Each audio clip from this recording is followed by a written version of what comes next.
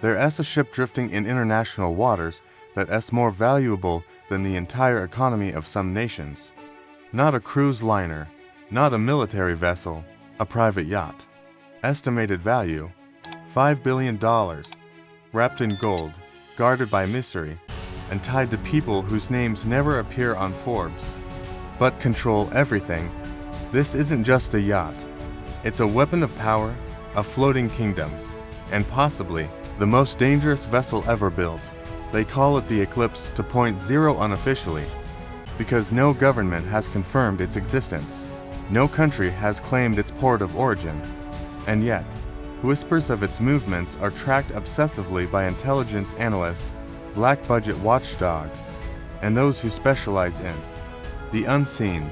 Satellite images show it appearing and disappearing, anchored off the coast of Monaco one day, then vanished into fog off the Arctic Circle the next. The yacht reportedly spans over 600 feet, longer than 2 football fields. But it isn't just its size that stuns experts. It's what's inside, to helipads, a submarine bay, a missile defense system, and a panic room rumored to be nuclear fallout ready. But what's more disturbing is what's missing. No photos, no confirmed owner, no registry, and yet, insiders claim it exists because they've been aboard. In 2023, a journalist named Oliver Hale from the Financial Herald was investigating elite assets hidden offshore. He traced multiple shell companies across the Caymans, Panama, and the UAE. All led to one asset, a vessel without a name. Hale's last article contained a single quote: "You've heard of Rothschild, you've heard of Bezos, but this name, this family, you'll never read it online, because they own the servers." That article was pulled 42 minutes after publication. Hale disappeared 2 weeks later. His apartment was found clean, empty, his phone wiped, even his birth certificate gone. So, who owns the yacht? Some say it's Al-Shahiri, a Saudi trillionaire family whose wealth has never been officially measured. Others claim it's a hidden member of European royalty, born out of a secret lineage never acknowledged publicly.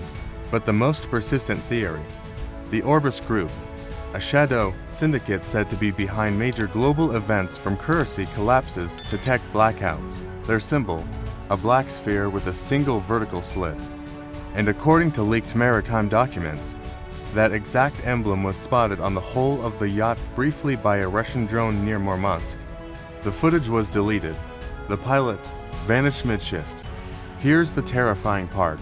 No one knows how this yacht was built. The luxury design firm Lursen, responsible for famous mega-yachts like Azam and Dobar, has denied all involvement, but a former engineer, speaking off the record, admitted something chilling. "We didn't build it, but we saw the orders come in, custom alloys, ultra-dense hull reinforcements, materials that aren't even legal to transport across borders." One component stood out: monatomic gold, a material used in quantum computing and rumored ancient Egyptian alchemical practices. It's not just expensive, it's almost mythical. So, why build a yacht with this? Because, according to some insiders, this isn't just a luxury vessel, it's a quantum command center, a floating fortress that uses bleeding-edge technology to scan markets, simulate global unrest, and even influence digital infrastructure in real time. We're talking economic manipulation, cyber attacks, election tampering, not from land, not from space, but from sea. Untraceable, mobile, invisible. One former intelligence agent claimed he was stationed within 30 miles of the vessel during a NATO naval exercise. His words: "It disrupted our comms. Not jammed, not blocked, just reprogrammed. Our instruments started displaying different coordinates. Our encrypted messages were intercepted and reworded before delivery." It wasn't interference, it was control. The agent resigned weeks later and entered psychological rehab, but he left behind a note. One sentence scribbled over and over again: "We weren't in international waters. We were in its territory." So, what happens on board? Sources suggest that the yacht hosts gatherings, not parties, but councils, secret meetings between ex-presidents, oil dynasties, biotech giants, military contractors, and untraceable tech billionaires. A round table of 12, the 13th chair always empty, always waiting. One leaked document from an intercepted satellite ping referenced a codename, Project Leviathan, a simulation that predicted social collapse in Europe within 12 years, unless certain variables were manipulated. Those variables: demographics, food chains, currency destabilization. And the key point, the system running this simulation was located on a marine server array, unreachable, unhackable, and unseen. Why build such a thing?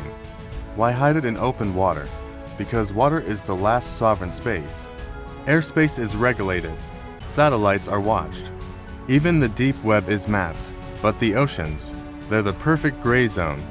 No laws, no oversight, no journalists, and this yacht, floating above it all, may not be a symbol of wealth, but a reset lever. When markets collapse, when wars erupt, when empires fall, this vessel doesn't flinch. It watches, calculates, and, when necessary, intervenes. Not through guns, but through algorithms, trade routes, power grids. If you control those, you don't need to declare war, you simply decide who survives. That's the terrifying truth. This isn't just the most expensive yacht in the world, it's the most powerful. A ship worth more than a country, not because of its materials, but because of what it can do. And no matter how far it sails, you'll never be invited aboard. Because some yachts are built to impress kings. This one was built to replace them. If this sent a chill down your spine, it should. Because if the most powerful people in the world don't want you to know it exists, then you absolutely should. Subscribe to Power and Secrets for more stories they don't want you to hear. Because truth floats, even when they try to sink it.